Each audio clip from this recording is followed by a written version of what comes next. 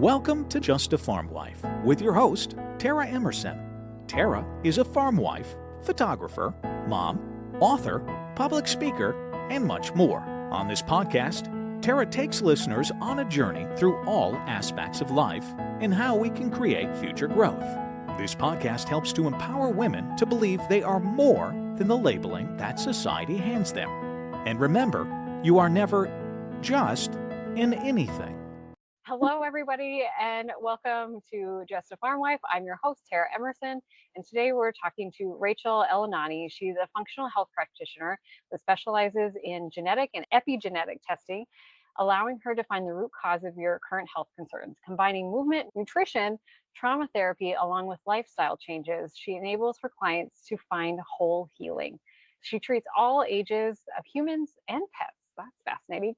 And her greatest joy is clients feeling better and living more fulfilling lives. So thank you, Rachel, for being on the show. You are our first guest in the autoimmune series that has been on my heart to have. So welcome. I'm so excited. Thanks for having me. I'm excited. Yeah. So please, maybe let's tell people first what a functional medicine person is.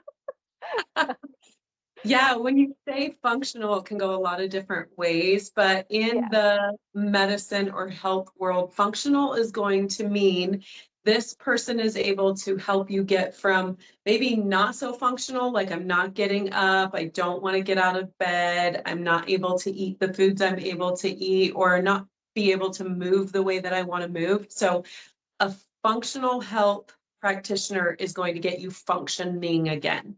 Then you have to choose your specialty within that.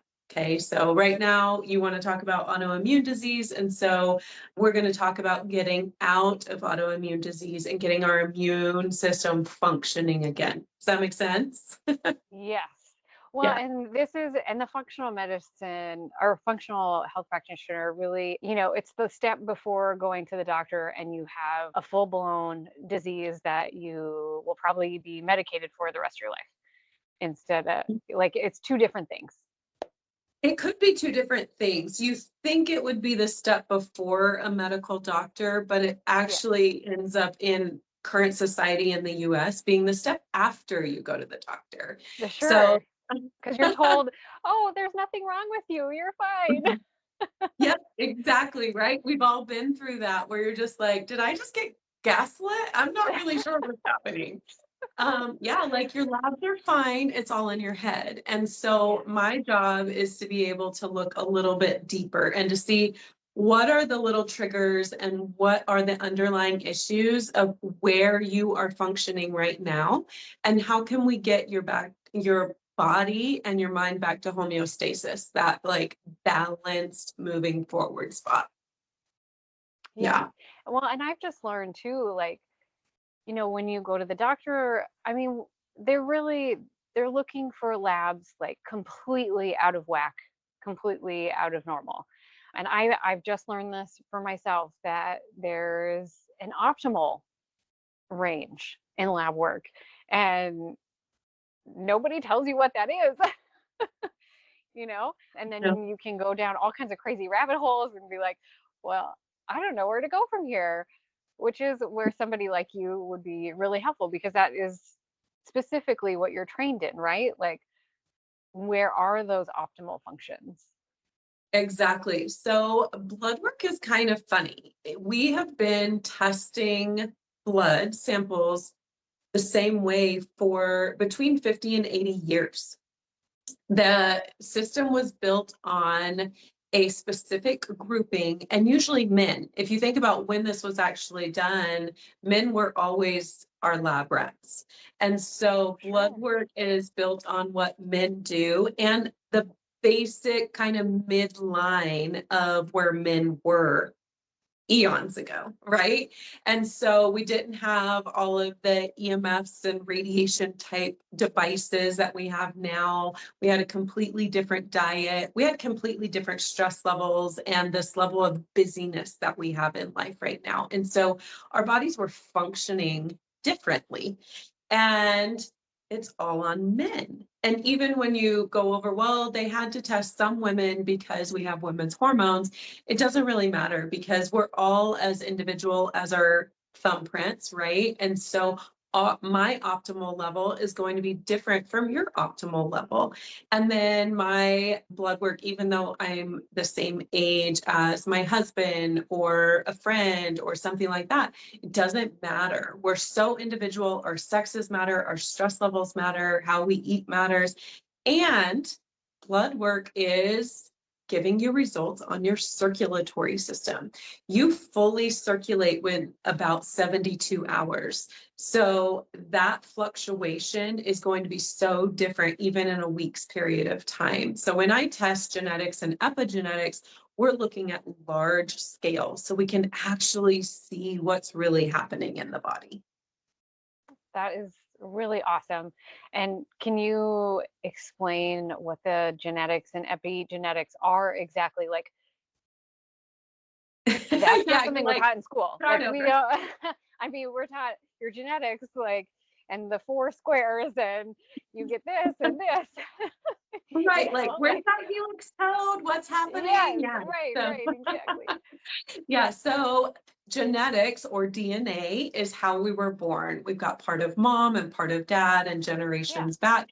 And I actually don't really care what country of origin you're from or, maybe even what your skin looks like or whatever. That's not really what I'm looking for. I'm looking at how does your body metabolize? How does your body break down food? How do you deal with stress on a genetic level? Basically, what did you inherit? And then epigenetics is how that original DNA changes over time. If we are big stressors, if we didn't eat a lot of, let's just say that you have the genetic code for a carnivore, but your parents, for whatever reason, felt like they needed to be vegan, vegetarian. And so your body over time wasn't getting enough of what it needed in the right type of what it needed. And so you became very deficient. Well, that kind of lends itself into what we want to talk about today, that autoimmune, when their body stays in a deficient state, the chaos that it causes inside. Okay, so epigenetics is kind of looking at all of those changes over time. When I test epigenetics, we get results really fast. I actually tested out of hair, which we've been doing for a long time in the drug industry, but now we've switched it over to the nutrition industry, which is fascinating because I can see all of your vitamins, all of your minerals, all of your fatty acids, all of your antioxidants, and all of your amino acids, along with high level toxicities that are happening inside of the body. So we're looking at what have you been deficient in? What are you maybe overloaded in? And how are those toxicities changing how the gut works? And how is that changing, your list of symptoms slash how, the lab coats are diagnosing you? Sure.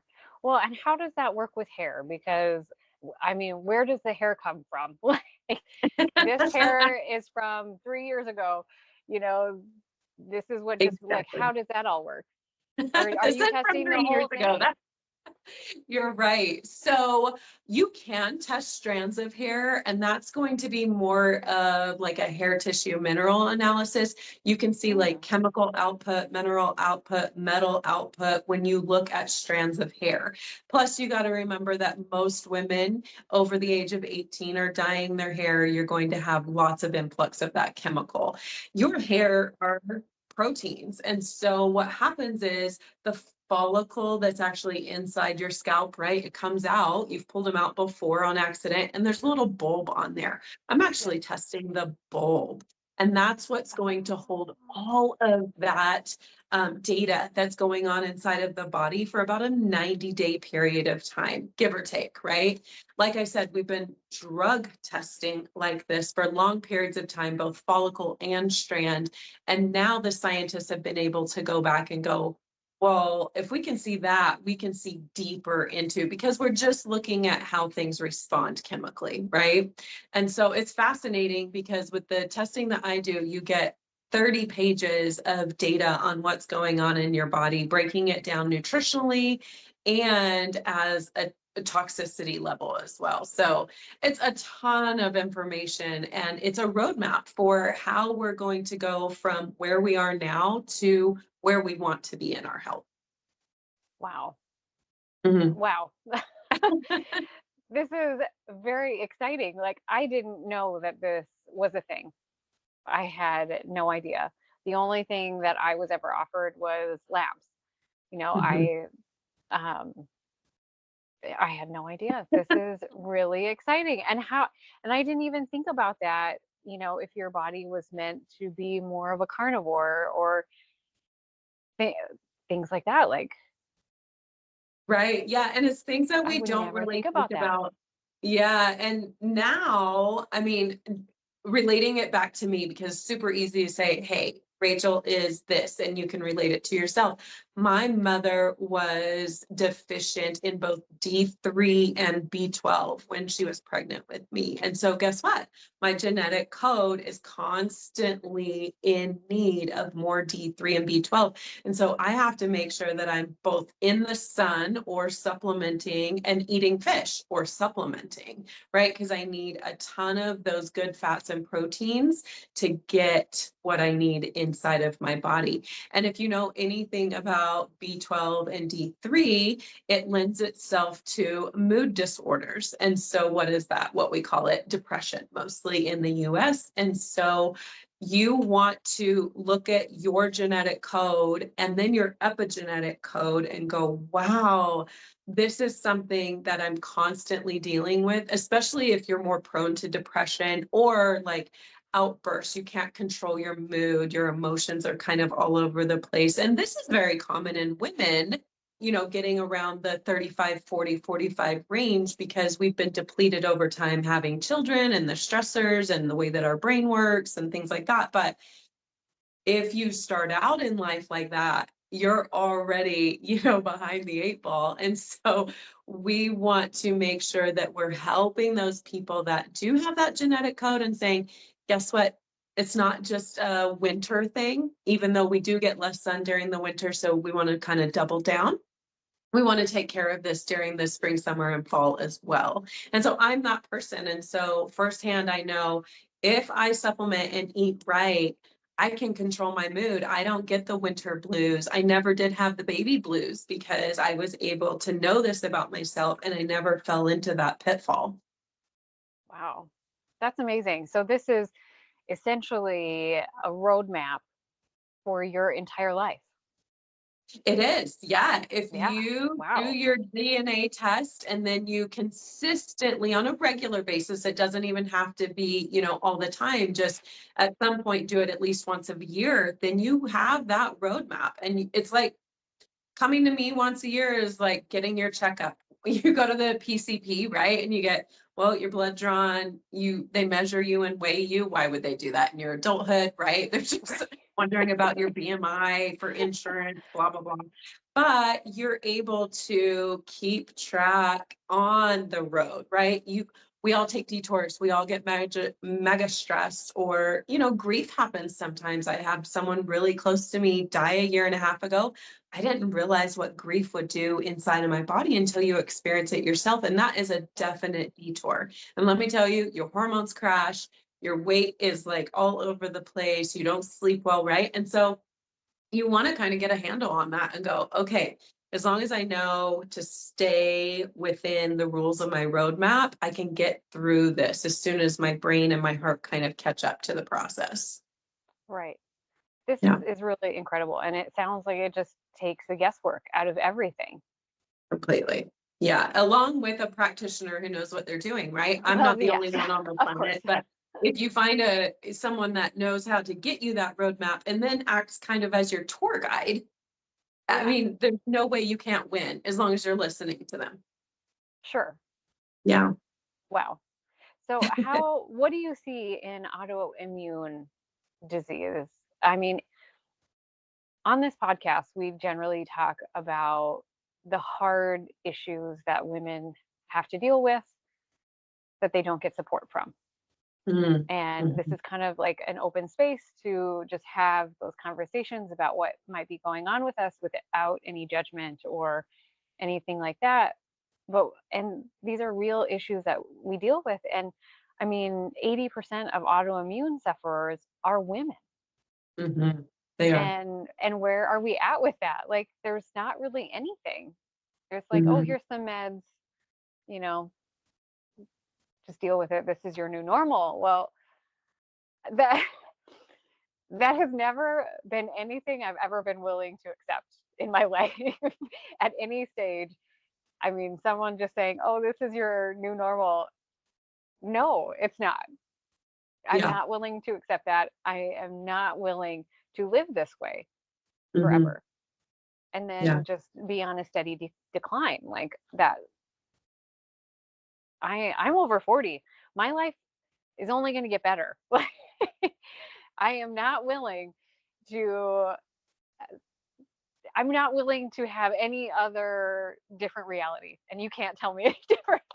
You know what, Tara, I am with you. That's exactly what I say. I'm like, you know what? I'm 45 and I feel better than I did at 25 right now. Yes, And yes, I'm able to say that because, some things happened in my past where I wasn't healthy. I was not a healthy child. I had a very traumatic childhood, which adds to everything that we're talking about. And we're going to go kind of deep into there.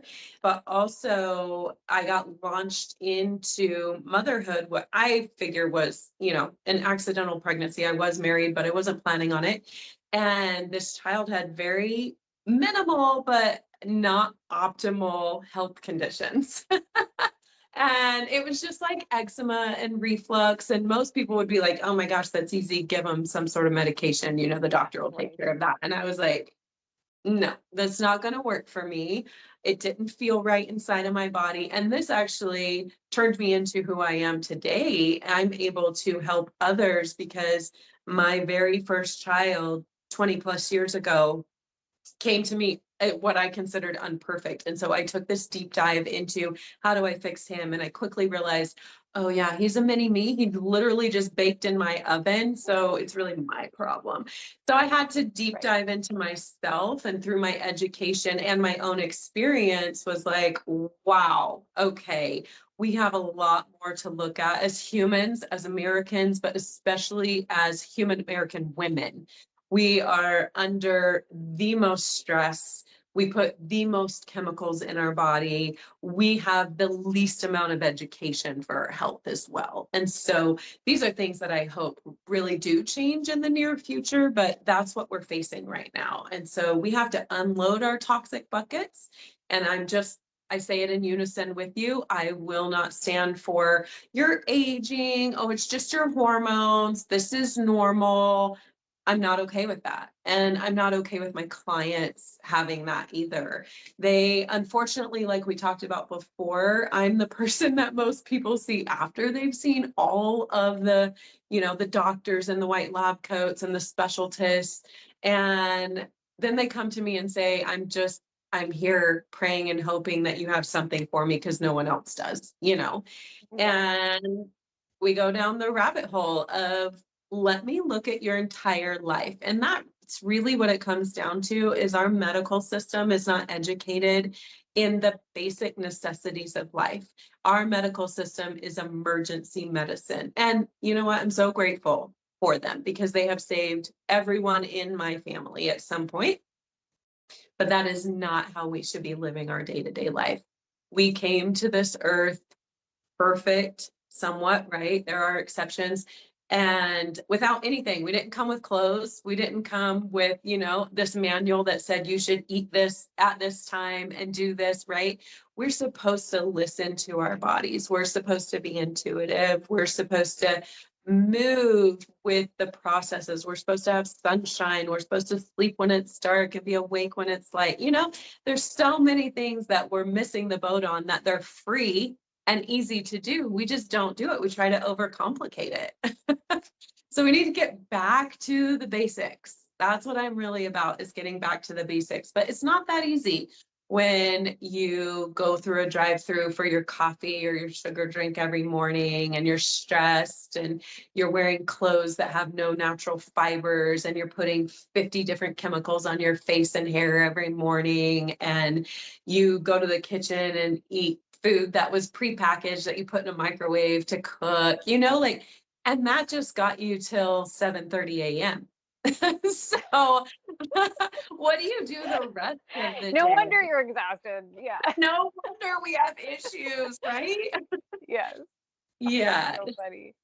Yeah. So the autoimmune, the interesting thing that you were talking about is 80% of autoimmune is women, right? You've stated that already. But the number one autoimmune, do you know what that is? No, I don't. Thyroid. It's thyroid. Oh, yes. I did Yeah. know that. Yes. I did. You It's know what's so thyroid. funny? Every single woman in my family has had a thyroid disorder except for me. Oh. However, I just so I went somewhere for a rash. And I mean, God is just funny. And he's like, "Oh, you don't need to be seen for a rash. You need to be seen for your gut issues." So this functional medicine practitioner just happened to have a cancellation, and she's like, "Oh, hey, I think we can figure this out." I was like, "What?" Yeah. Yeah. That's what But we don't realize. I was getting, I was coming, I'm like, I'm on the verge of having a thyroid disorder if I didn't disrupt this cycle that my body is in.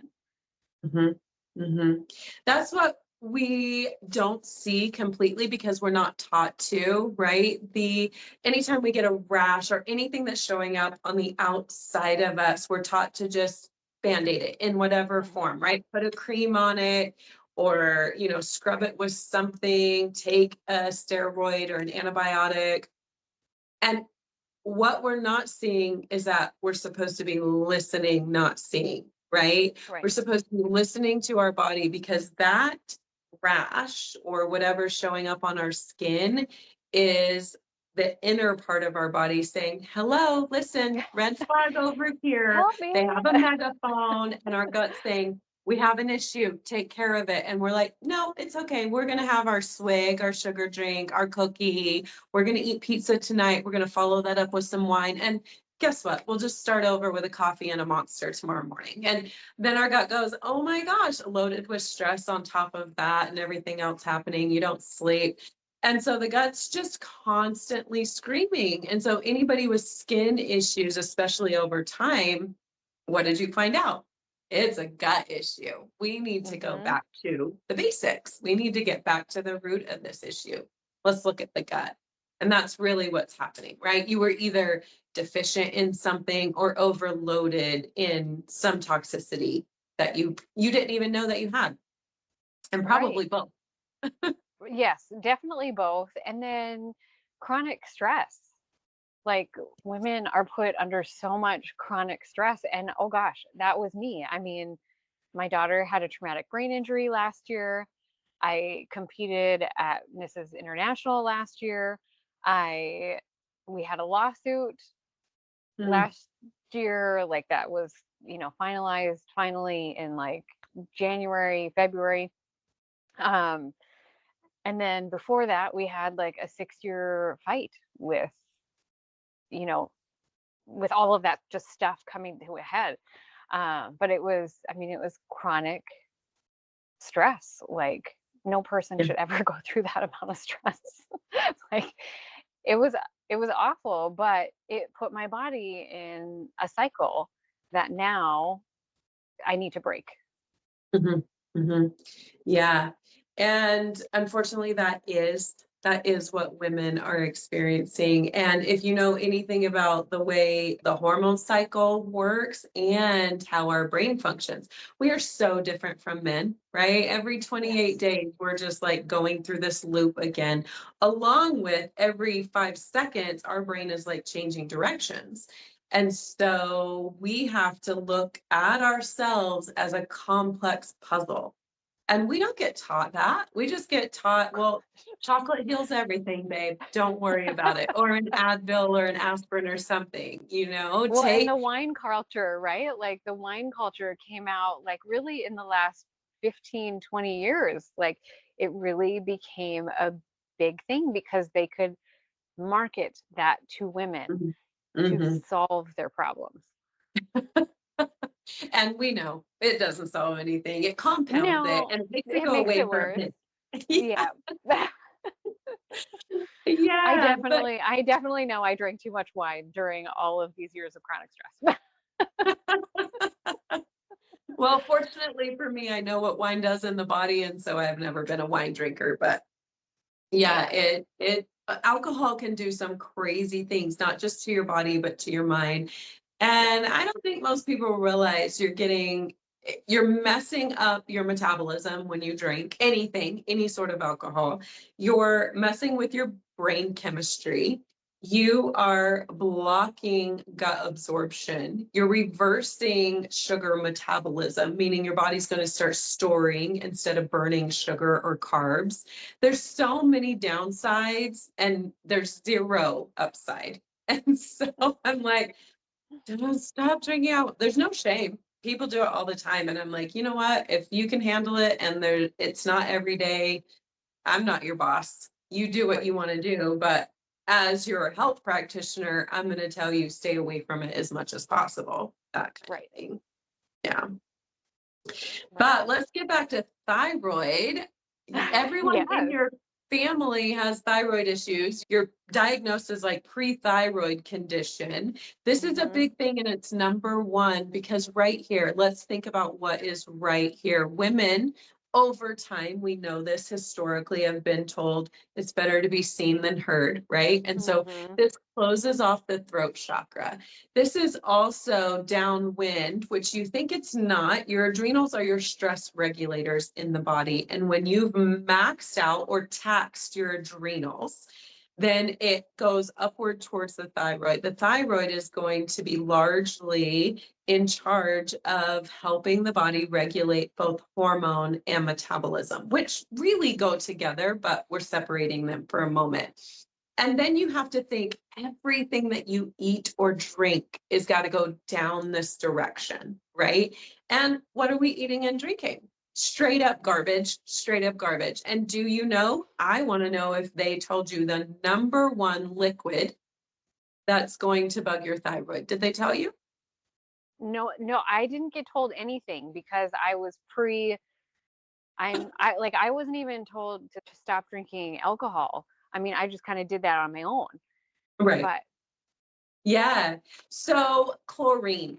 Chlorine is going to be the number one thing that hurts the thyroid. And this is if you know what's happening or you're listening and going, Rachel just said it's going to help you regulate hormone metabolism. And we know that if your metabolism screwed up, your hormones are screwed up, right? And yeah. so we want to look at that as a whole. And as women, especially at our age, you're going, oh, we better really pay attention. Unfortunately, most women are put on a thyroid drug between the ages of 20 and 30. And then by the time that I see them, I've been on this, prescription for 20 years. I'm like, holy Hannah. That's a Instead long of time to be telling on you, something. instead of giving you some nutritional advice and telling you to go to bed and get a stress management program in place, they give you a pill every day, unfortunately. So chlorine, every home in America has chlorine coming through their tap. Why? Because we have to clean everything and we want our water sterile, and it's not, but we have the illusion of it being sterile so that it's drinkable, but we're drinking pools out of our tap. We're bathing in chlorine, and this is the number one issue. Fluoride also bugging it. There's a lot of different chemicals, but chlorine, because we get such a massive amount of it. Wow. That's what's really bugging it. And then, like I said, once you couple that with we're not speaking our truth. We're not saying the things right because we always hold our tongue. The man is in charge. No dig on men. I love men. It's just society has kind of put us in that spot for a moment. And our diet and our stress, like you said, chronic stress is really causing, anytime you disrupt the gut, and you will with stress, whatever's happening up here happens in your gut. Whatever happens in your gut will happen up here. So yeah, if we keep that chain of command really open, our adrenals to our thyroid really open, we can misstep here. Yeah, let's just jump that hurdle instead of giving in and falling on the track. Wow. Yeah. Yeah. This is really eye-opening. Like, I wouldn't even have thought of my water. And I mean, what water should we be drinking? Like, we have a couple filters, but does that even do anything? Yeah, depending on the filter, the number one or best way to go is with a reverse osmosis system Hmm. because you're going to get everything out of it. Now, let's understand water. Water will either flush or hydrate. And so if you completely clean your water and it doesn't have minerals in it, because the minerals are the gatekeepers to our cell. So minerals have to be in water so that opens the cell to hydrate it. So we're going to clean the water, reverse osmosis, and then we're going to add minerals back in. Now, when you are bathing in this water, it doesn't matter as much, but when you're drinking the water, you want to be able to hydrate from there. Lots of times, if you're showering or bathing, you actually want the water to detox you. So an RO without minerals would be perfectly fine. You can do this in many different ways. Get a sink filter, get a shower filter, get a tub filter, anything on a sink is going to work. It's just your level. And if you can't afford to full on do, the reverse osmosis, you want to do the best you can. Lots of people have a fridge filter or a Brita portable filter. These are okay. And it's a first good stepping stone, but you definitely want to get up to that next step 2 or 3, and start moving the right direction so that you're getting the right kind of water in your body. Water not only has the chemicals that we were talking about, it also has parasites and bacteria and toxic metals, and it can have molds and funguses in it. Like, you don't know what's going on in your water. If you do want to know, go to your water treatment plant and you will run home and tell your spouse, we have to filter our water today. It is the most disgusting field trip you'll ever take. Oh gosh. Wow. I had no idea. Didn't Yeah. think to cross, yeah, just never crossed my mind. You always just think hydrate, hydrate, hydrate, right? Yeah. But is I'm it healthy if I hydrating drink you? water. Yeah. Yeah, it could be making your life worse, not hydrating you. So then we turn to what plastic water bottles that we buy at the store. And then we're getting all the chemicals and endocrine disruptors from the plastic because they get heated and cooled so much in transportation, sitting in warehouses. It's kind of a disaster. Water, especially in America, is a complete disaster, unfortunately. And we are 70% water. What are we doing, people? What are we doing?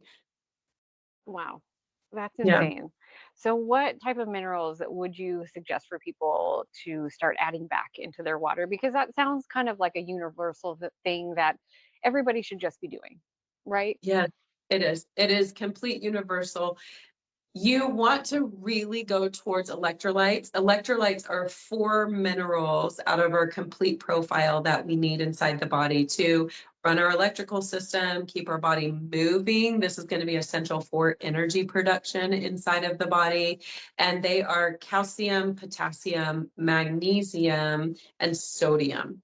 So we want to make sure that we have all 4 of those. And if you just put those minerals in your water, great. If you want to do a complete trace minerals, which would give you, somewhere 80 to 20 type, very micro dosed minerals, that will also be good.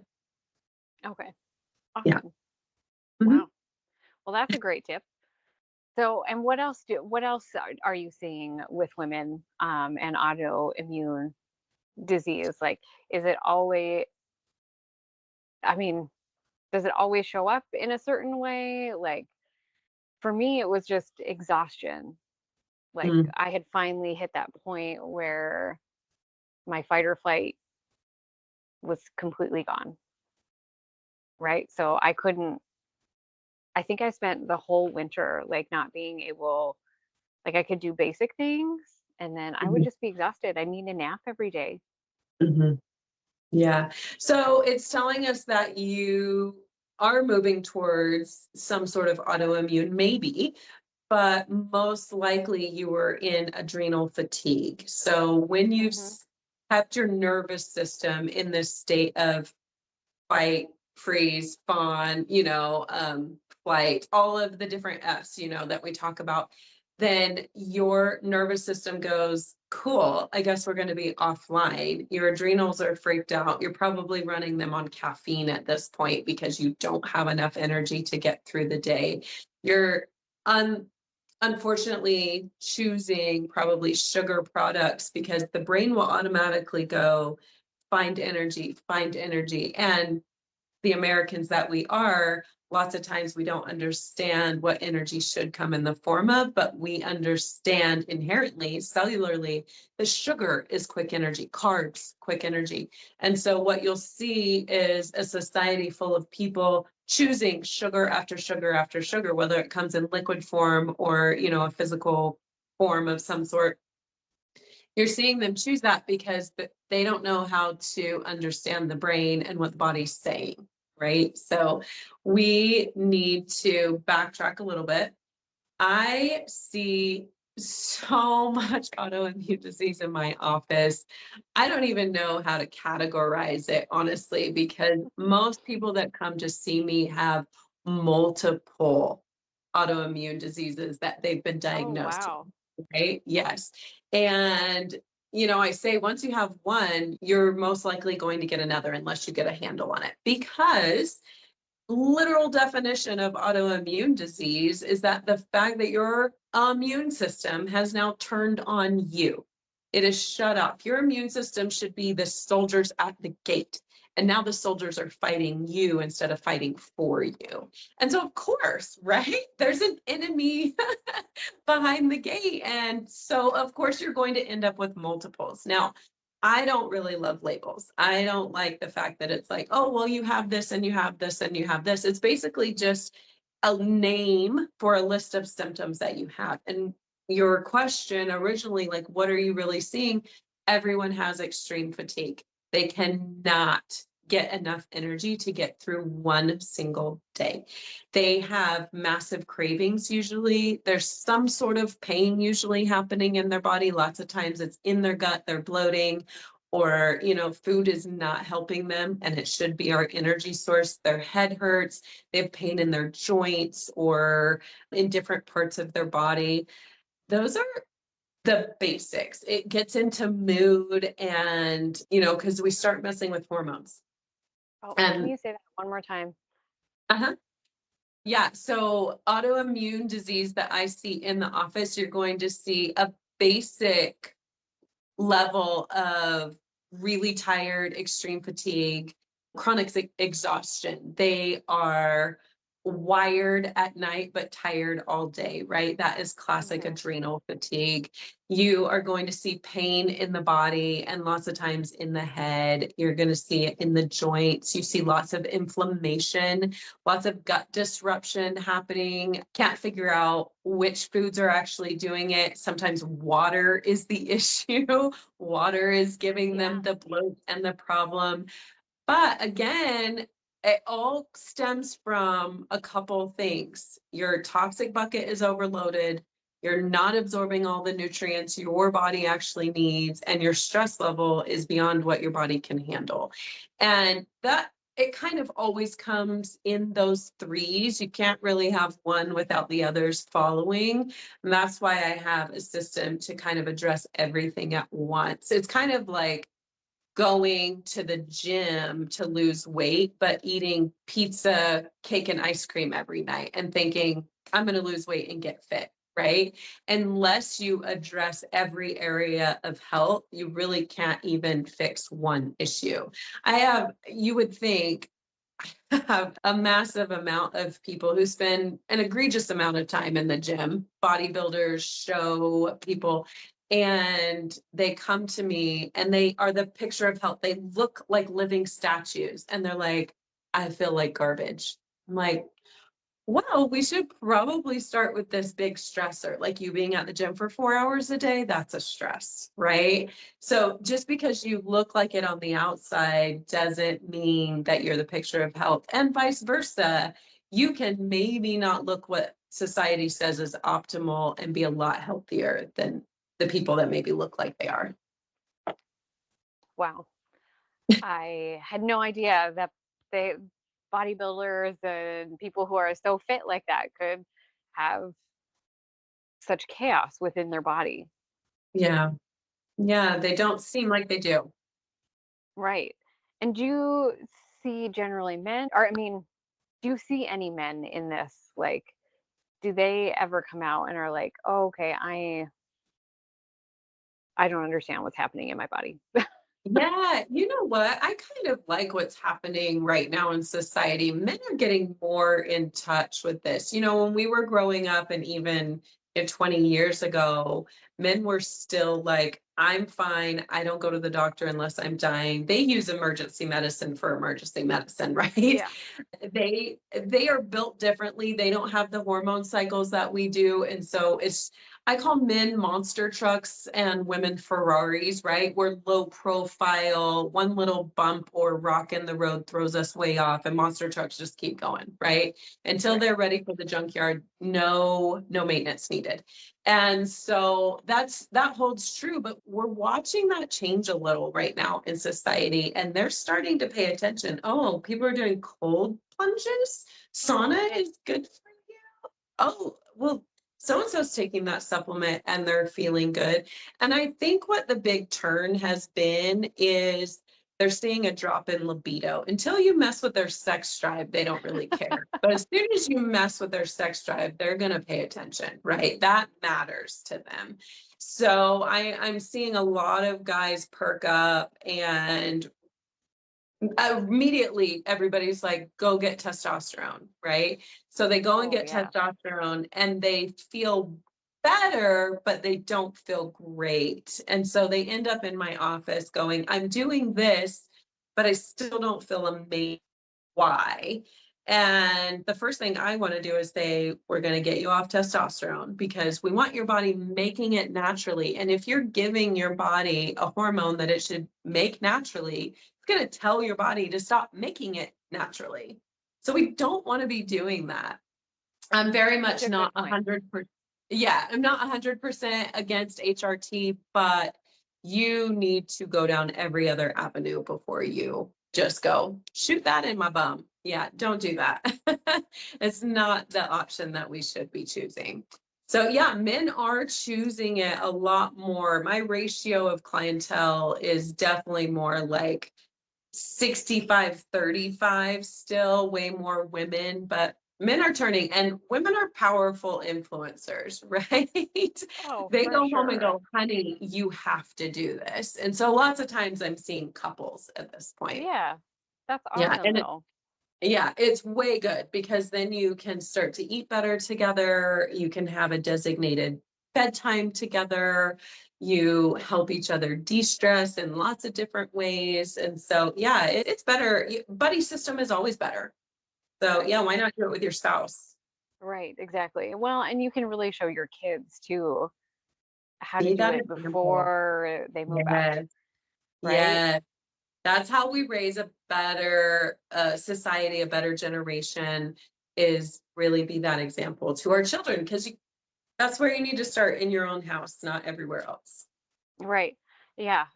We talk about this a lot. Like the change starts with you. Like if we want Mhm. a better society, if we want things to look better, if we want to stop fighting and always be like one end of the spectrum or the other, like it's you.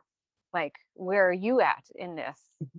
Mhm. And how do you grow yourself? How do you fix whatever needs to be fixed and make it better? Like it all starts within yourself.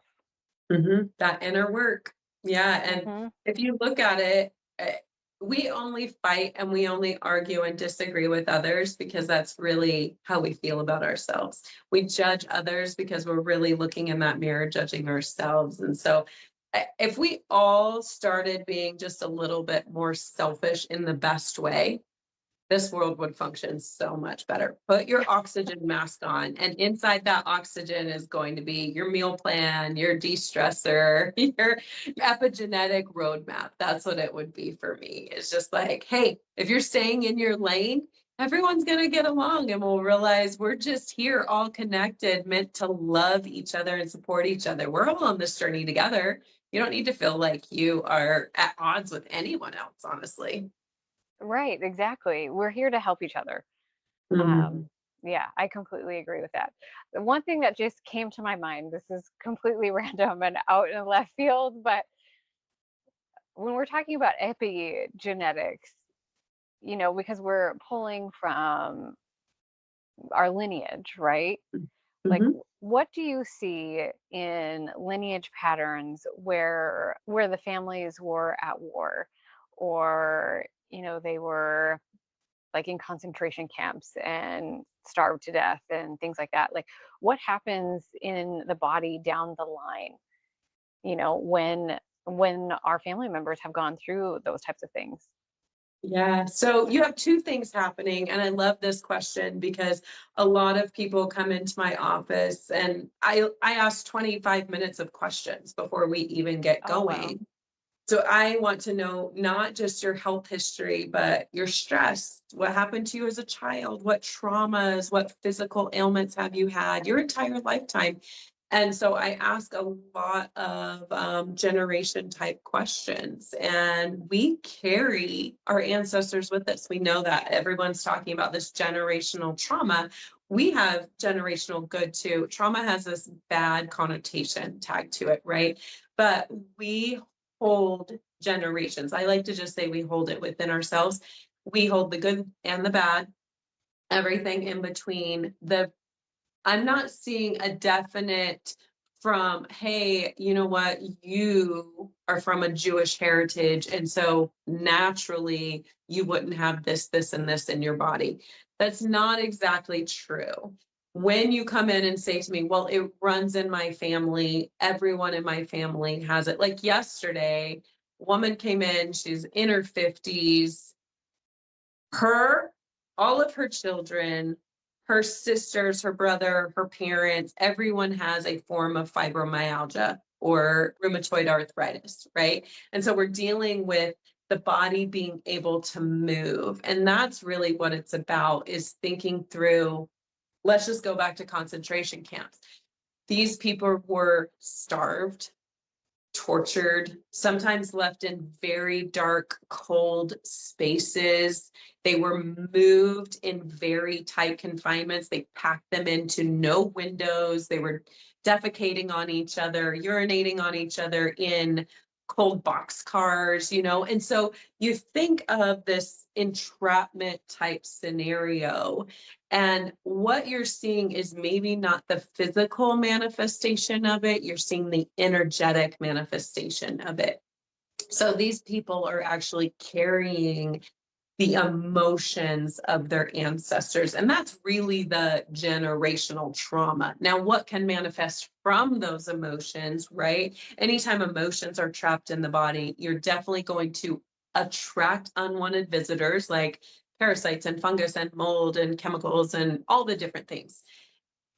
But you're not going to get the nutrient levels that you need. Anytime your toxic load is too high, meaning it's blocking absorption, you're now opening the way for that autoimmune disease, because autoimmune is going to happen when you have a nutrient deficiency for a long period of time. So now you take all that into factor and you're like, how do we reverse that domino effect? We want Yeah. to back that up, right?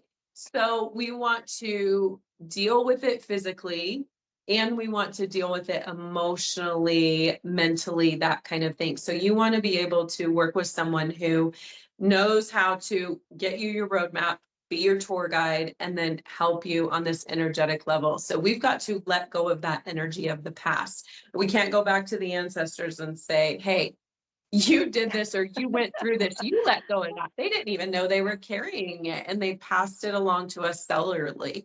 So we have to go, guess what? This is stuck inside of our cells. How do we release that? And there's so many different ways to do that. You don't have to pick one over the other. You can go to talk therapy. You can go do extreme holotropic breath work. You can go do some sort of plant medicine ceremony. You can go do, a sweat lodge and anything in between, right? I'm listing some of the bigger extremes that are happening right now, but how about just going in, meditating on what is really coming up for you, what's inside of your body, using your intuitive nature to understand your own body and mind, and just saying, you know what? I'm in charge of this. I'm the captain of this ship. I am going to tell my cells what they're going to hold on to and what they're not. And that's something we're not doing. That's something we don't even realize we can do. And if we hear it, we're scared to do it. We don't realize we're the captain of our own ship because naturally we want to become those little white sheep and follow someone else around so that they can tell us what to do. I suggest that we all become those big black sheep and go, no, no, no, no, no. I'm going the other way and I'm choosing this. Because that's when you really start to get healthy, when you connect to yourself.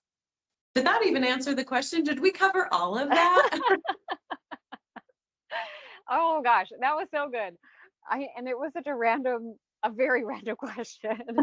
But I love how, I mean, you essentially tied it into how all of it works, I mean, no matter what happened in down our family line, like I've said this before too, and some people look at me like I have lost my mind. Like, oh, well, that's a genetic pattern. Well, what do you mean? That Well, doesn't make here's any what I sense. tell It's like, people well, with it is. yeah, genetic patterns are just learned. If you, okay, think about it this way. We all think about it this as a mother and a wife. And I mean, you call yourself the farm wife. So I'm guessing that you make meals, they're nutritious, you're giving your family good stuff. So tell me how many meals you make in a given week or a given month or a given year, because typically, and that was rhetorical, but typically we go to the grocery store and we buy the same 25 things, which make the same 8 to 12 meals. And we just have that on a loop. And if you ask Sure. any head of household who's cooking, they do the exact same things with very few exceptions. And what is actually generationally inbred, it are those systems. Dear, you were given this DNA. That's what your genetic code says you naturally absorb or don't absorb or burn through. This is how you metabolize, blah, blah, blah. And then you're in this family unit where every Monday we have pizza night. Every Tuesday we do tacos. Every Wednesday we do lasagna. Every Thursday we do spaghetti. Right? Like these are basic American meals. And you didn't hear me really give a lot of protein and good fat. There was a lot of carbs in there. And we do need carbs, but the way that we eat carbs is not good in America. And so we're seeing massive amounts of disease in children. But that's what we're learning. That's what the genetic code becomes. That's the evolution of genetics. That's what's in those family lines. I inherited heart disease. I have the cancer gene. I inherited, if you got a cancer gene, you inherited a bunch of toxic emotions. That's what happened. If you inherited autoimmune disease, you inherited the inability to eat correctly. If you inherited heart disease, you have no flow, right? The heart is built on this circulatory system. There's no flow in your family tree, and you're not getting what you need. If you inherited, like the fibromyalgia or rheumatoid arthritis, this is affecting your joints. You are stuck. These people are stuck. So you have to look at it. Can I help you physically? Yes, I can, but not if you do not deal with the emotional mental state at the same time, and recognize maybe my family did teach me how to do that, but I can unlearn that and I can change what my body responds to. Right. Yeah. Well, I feel like society has told women for so long that they're not powerful enough to make any of those changes. And sometimes it just takes the right people along the way to say, oh no, you have permission. You can do that. You don't Mhm. need permission from anybody else. You get to. And you are here for a purpose. And you are here to help your family let all those things go.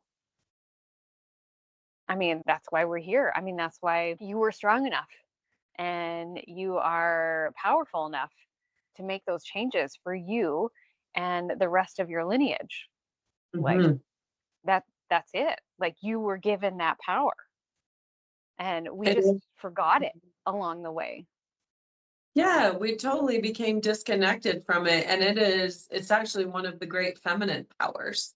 So Hmm. yeah, this is part of our role as women. Men have their own place and their own powers, but as women, this is part of what we do in family units, especially, but for ourselves, especially for our children. Yeah, Yes. this is our role. We should be doing that. We're just not taught it. Right. Mm-mm. Yeah. And the conversations are not centered around that either. No, And unfortunately, they're not. I wish that they were. This is why I love this kind of conversation happening, because it needs to be common conversation. That needs right. to be talked about. Like, how can I help you let go of your stuff? And how can you help me? Because we're just mirrors for each other. You are a mirror to everyone you meet and come in contact with. So Right. look in that mirror deeply and go, how can I help this person and how can they help me in the best kind of way? We're not using and Oh, abusing, right? Like, right, exactly. Well, that was kind of what the next thing I wanted to talk about. I know we're kind of going over on time, but I hope that's okay for you. good. It's good. I love it. Okay. You see a lot of the empath narcissistic relationships. Mhm. And I feel like a lot of those women, and myself included, are the ones with an autoimmune disorder. We're attacking ourselves because we were trained to, if we're not being attacked. And we're also trained to take on. So instead of being the mirror, you are the absorber. Mhm. And I feel like a lot of like autoimmune disorders, and this is just my observation. I am not trained. I don't know anything. I'm just, this is purely observational, is that when we absorb, from the narcissist, and we absorb, the issues from the people around us by fixing and doing all these things for everyone to create safety, like you're just absorbing all those toxic things instead of being the mirror. And it's hard for empaths to be the mirror and just be the mirror because they are entrained to think that it's them instead of Yes. just the mirror. Yeah. Oh my gosh, there's so many things about this, right? So, first thing is narcissists or anyone with a mental illness, let's call it, they're takers. They take. Yeah. And what do takers need? We need opposites, right? The entire universe works in oppositions. So takers need givers. So the empaths come Hmm. in as the giver because they find their worth and their power in giving, and narcissists find their worth and power in the take. And so you are the mirror, you're the reverse in the mirror. So you're Right. still doing it. It's just you have to realize, oh, your left is your right, right? When you look in the mirror. Hmm. And so that's how you have to look at those relationships. It's funny because I'm always like, oh, that's a giver and a taker. And someone said something to me the other day, and I have just been really turning it around in my brain is, behind every narcissist is a super fan. And I went, oh my gosh, you're right. If you have been in any sort of narcissistic relationship, I was for 17 years, the giver, the empath worships the narcissist. They do whatever they want because they're just trying to please them. Empaths are pleasers. And so when you put it into that term, you're like, well, I don't want to stop being a giver. That's the good part of me. That's my big heart. This is the part that I love. But if you flip it and go, oh, you're a super fan or you're obsessed with that person, you really have to go back and go. Well, it kind of is a gut punch when you put it that way, right? You're just like, what?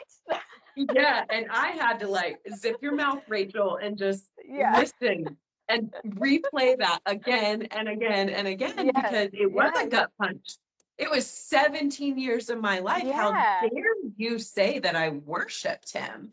And I sat with it and I go, holy cow, if I didn't worship him, I would have gotten out a long time ago. That is so right. And so that first thing when you started talking, who is this person? They're a genius. Yeah, I know. I'm so grateful. And I can't even remember who said it to me. I can just remember how I felt in that moment. It was literally just like a week ago. And so I'm like, okay, let me replay this and get back to that person. But that's the most important part because a lot of times our natural instinct is to, even if we're the empath, is to blame it on someone else. And the number one thing we have to do if we're coming out of that relationship or even inside of it, society as a whole, we have to take on ownership. And if we don't take that on, and I needed that person to say it to me, and I remember it's a man, I just need to remember what man in the last week, I need to go, you know what? I don't want to be a super fan. And it's kept me from saying a couple things and doing a couple things in the last week because if you've been in that relationship, even getting out, and even it's been a decade since I've been in that relationship, I still have some tendencies. Of course I do. I'm that person. And so for me to become my best self and to fully heal both mind and body, I have to be able to neutralize those. I can't fall into those pits any longer. And so I feel like with what the subject that we're talking about, that's the number one thing to do. First, we have to recognize, right? That's how we change anything. But internalizing that because our ego is so strong is so, so important, right? And then once we can recognize that, being able to switch those behaviors and see that we held on to so much. Back to what we originally said, the thyroid. What does the empath do? She or he, right? Lots of times it's a he. That person holds their tongue. They hold what they want to say on the inside. They clench. Lots of times these people clench or grind a lot. And I don't know if you know this in the physical body, but your jaw mimics your pelvis area. And so you can have really tight hips or really tight first, second chakra along with your throat chakra. And it really starts doing a number on you because physically you will turn your butt inward. And you've seen these people walking around and they'll grit their jaw and their head will come forward because we naturally in shame hang our head forward and push our butt in like a dog with its tail between its legs, right? And so you're getting that visual. Well, what happens? Your body becomes this C curve.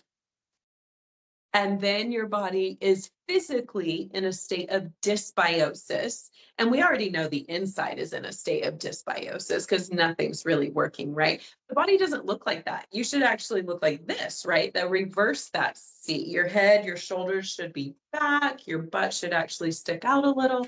And so we need to align that spine because our spine is our information system.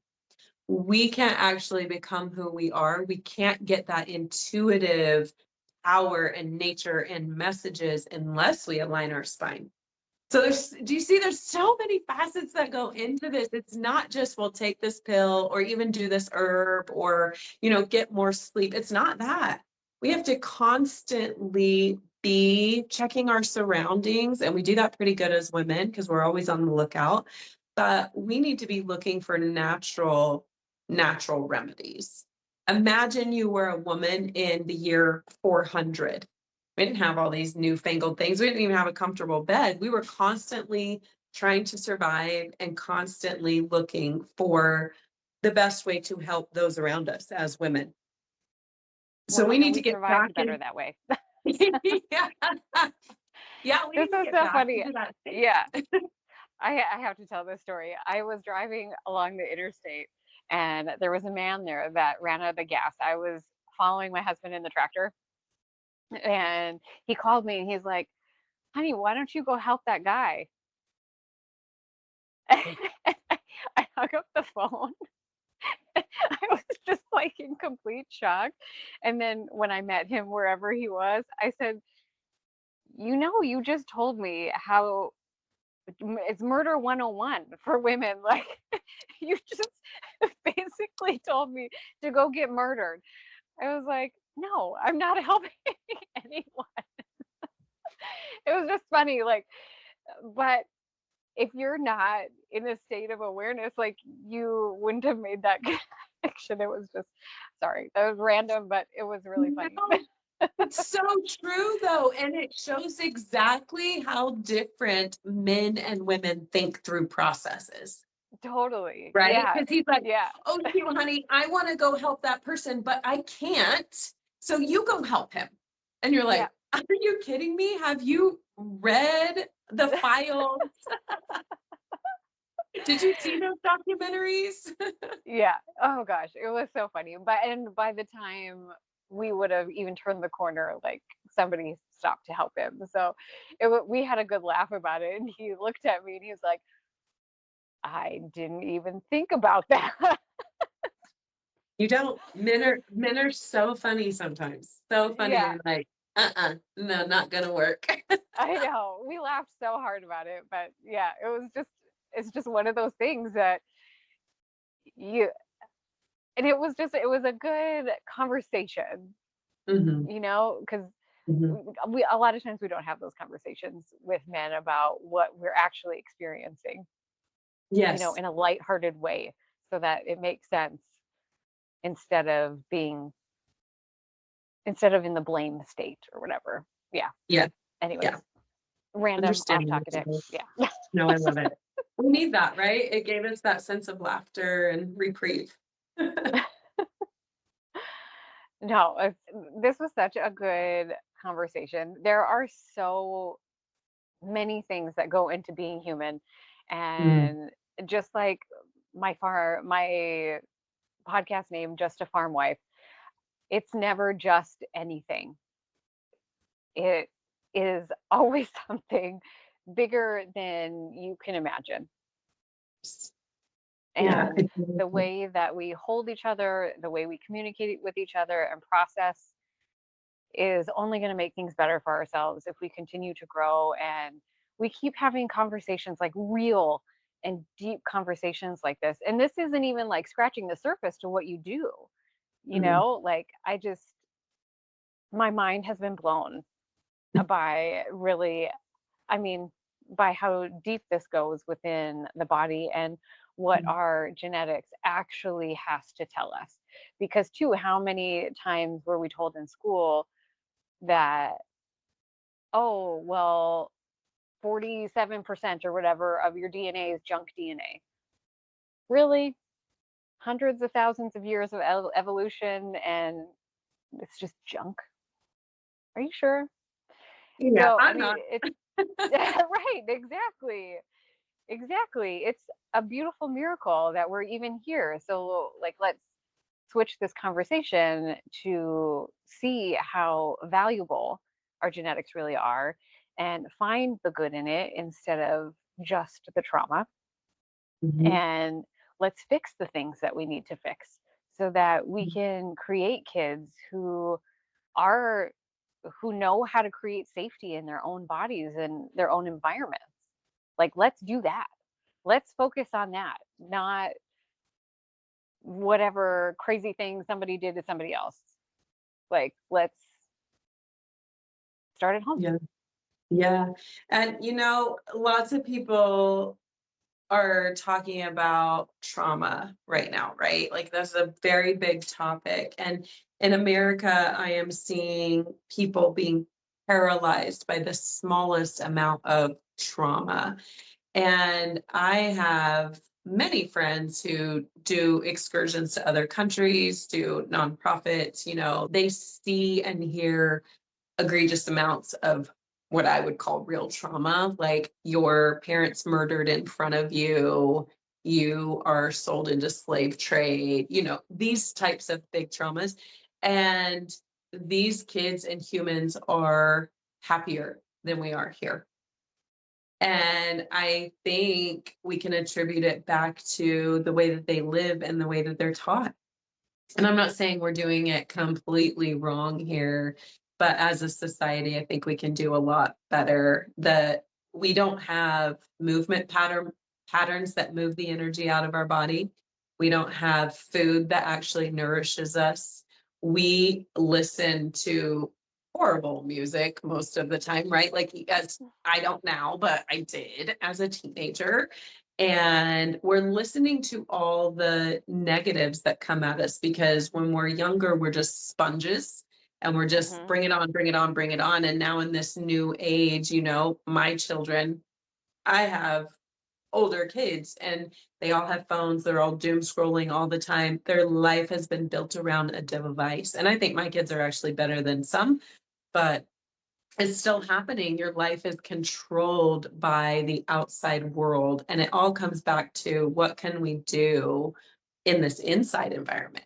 How can we control us and stop taking in all of the extra information from everywhere else? It's really going to be like our best asset is to just go inward and understand ourselves a little bit more. Trauma, we can deep dive on. But we got to start learning how to just let it go, let it go, let it go, let it go, let it go. That's how we heal. That's how we move on. Don't get stuck in that emotion. Don't get a medicine to get over trauma. That's not a real thing. Yeah. Go for a run.